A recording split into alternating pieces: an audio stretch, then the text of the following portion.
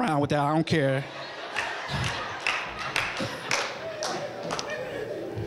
Men like to be stroked. Men need to hear, I need you. You are my husband. Men like to hear that. Men, you're so strong. Men like that, I don't know what I would do without you. I don't know where I would be without you. I got to have you in my life. I need you. Men need to hear that. Watch this. Men need to feel that they are needed. One of the worst things you can ever tell a man is he is weak. One of the other worst things you can ever tell a man is you don't need him and you can do it all by yourself. When you tell a man he is weak and you tell a man you don't need him and you can do it all by yourself, that does something to him. And what it could cause is for a man to go like this.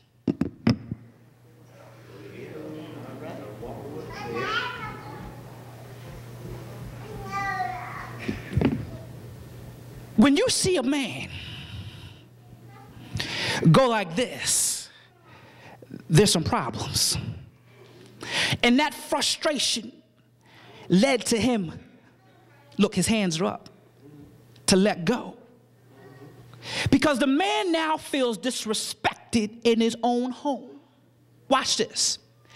His roar, he feels, is no longer effective. This effect of this is huge. Understand, watch this.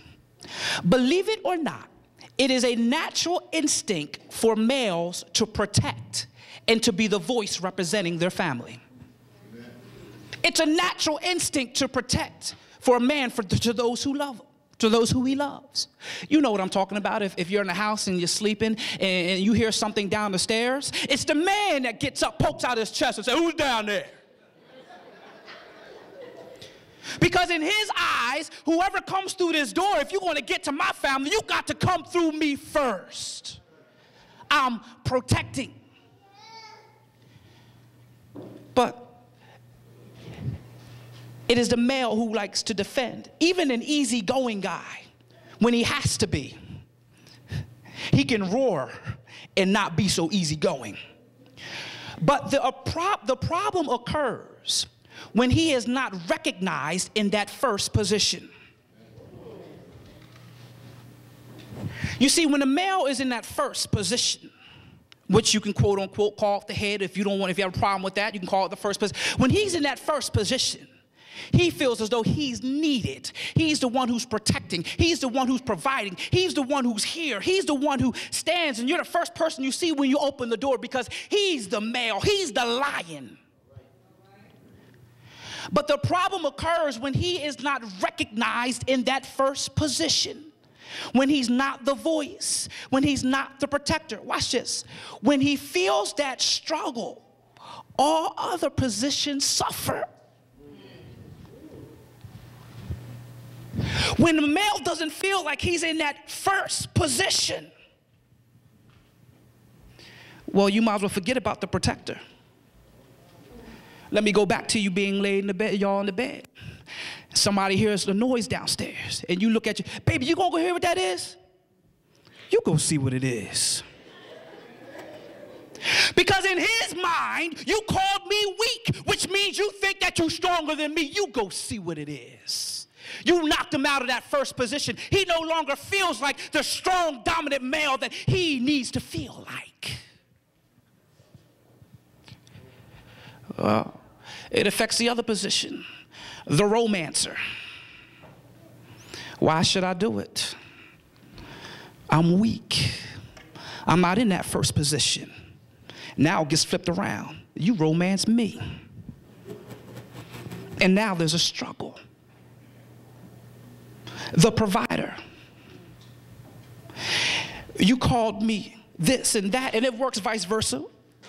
Now he's thinking like this. You provide. You go out and work. And it can be the exact opposite with the male and female. I'm just giving you an example. That causes a problem when he's not in the first position. Listen, there is a reason why God set things up the way he did. Look here. Being submissive. Watch this. Watch this. I'm talking to the woman here. Being submissive is saying, I am allowing you to be in that position. Sometimes it is a more difficult thing to be submissive than to take control.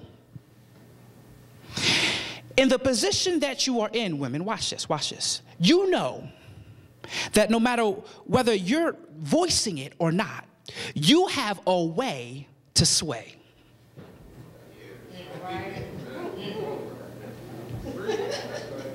Let me say that again. You know what to do, what to say, and what movements to make to sway some things. Let me give you an example. I can be somewhere, and don't get mad at me. I could be somewhere where I really did not want to go, but my wife wanted to go, and I went. And I could see another man, and I go to him and say, what you doing here? And he'll look at me and say, my wife. And he'll even say, you know, the boss. But the thing is, watch. Because we understand who we are as being in that first position, because we understand that we are the head, we don't have to prove it. Come on, Pastor. That's right. Because my wife allows me, come on somebody, allows me to be in that position. Because we know that we always talk things out. It's not domineering. It's not saying that, I'm the head and I don't have to prove. I don't have to get loud. I don't have to roar. I don't have to do anything like that. You see, when a man roars, he needs to be heard. And now when I say roar, I don't mean yell.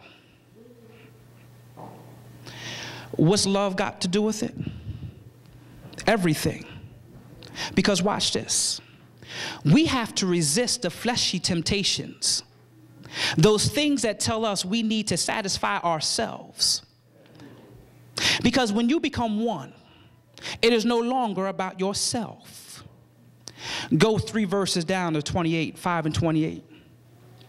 It says, in the same way, husbands should love their wives as their own bodies. He who loves his wife loves himself. Now watch this for those who aren't married.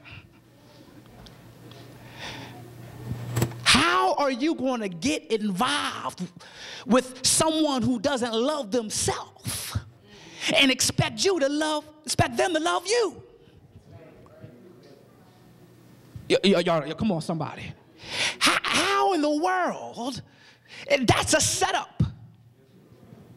And one of the worst things you can do is tell somebody, I give my heart to you. And let me show you what I'm talking about. Let me just show you what I'm talking about. One of the worst things you could do is be so quote unquote in love and go to somebody and says, I give my heart to you. You are setting yourself up. Because God says he wants you to love you with all your heart. And if you gave your heart to somebody else, how can your heart be with God? Now you're setting yourself up. I know some of us have been put into situations, when you gave your heart to somebody, and you know what people do to your heart? Break it. Rip it apart. Stop on it.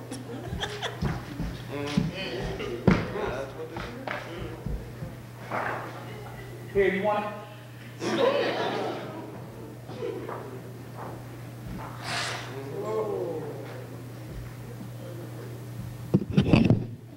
I'm sure many of us have been like this because we gave our heart away. We gave our heart to somebody else. But you got to give your heart to God. You give your heart to Jesus. Oh, come on, somebody. He's the only one who can fill your heart. But understand, even if you are like this, when you go to God, God can say, don't worry about it, I can fix it.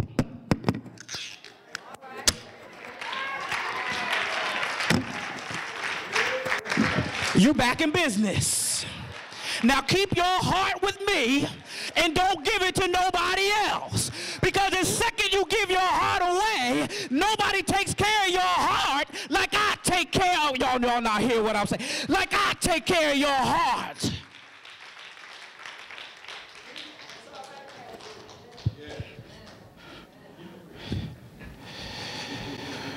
As we like to make ourselves feel good in ways, we must treat our wives even better, according to 5:28. It says, husbands should love their wives as their own body. He who loves his wife loves himself. So let me repeat that. As we make ourselves feel good in ways, we should treat our wives even better. You know, my wife came home, and she came home like, hey, baby, I got a haircut, like my haircut. Got some new shoes. I got this new outfit. And, you know, hey, don't you like this? And that shouldn't be where it stopped at. But it should go a step further. What you mean, Pastor? Well, okay, I did all this for me. But, baby, I just want you to sit down because I got you something, too. Baby, let me show you what I got you. I know I went out and, you know, I got me some shoes, too, baby. You know, I know it. That's what I did. But not only did I get myself some shoes, baby, but I got you some brand new shoes as well, babe. And I already know your size, so you don't got to worry about trying them on. Babe, they're brand new. So I want you to take these shoes, and if you see her face, these didn't come from the closet. They came straight from the store.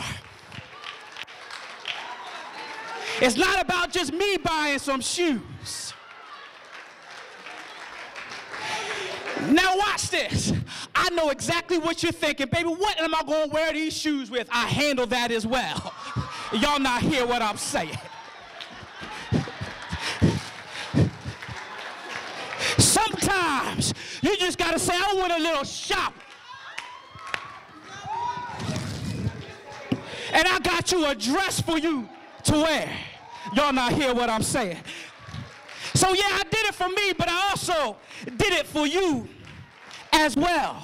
All right, come on, somebody. Y'all need to stay with me today. Y'all need to stay with me. But baby, I'm already reading your mind. And you're saying right now, I got the shoes and I got the dress, but what am I going to do? Don't worry about it. Here, take my card, and I want you to go get your hair done and your nails did, and I want you to go get your feet done. And matter of fact, if you need a back rub, you can get that done, or you can wait till tonight. Oh, y'all not hear what I'm saying.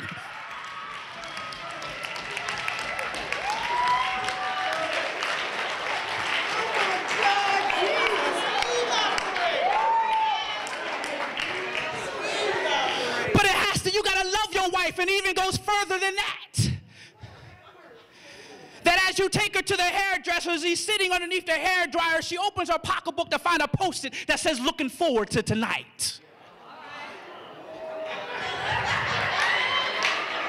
And as she sits there and wonders and says, what are we doing tonight? You send a text message and said, we going out. Be prepared to have a good time. What you do for yourself, you got to do twice for your wife.